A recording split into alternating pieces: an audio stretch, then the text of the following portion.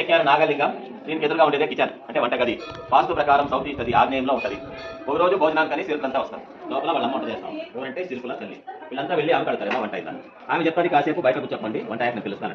అప్పుడు ఆ వర్కర్స్ బయట కూర్చొని వంట కావాలంటే 2-3 గంటలు పడుతుంది. మనం అందాక టైం ఎందుకు వేస్ట్ చేయాలి ఆడ కూర్చొని వాళ్ళు ఎదురుగా పెద్ద స్టోన్ ఉంటే ఈ స్టోన్కి ఇలా నాగలింగం చెక్కేసినారు విత్ ఇన్ 3 hours.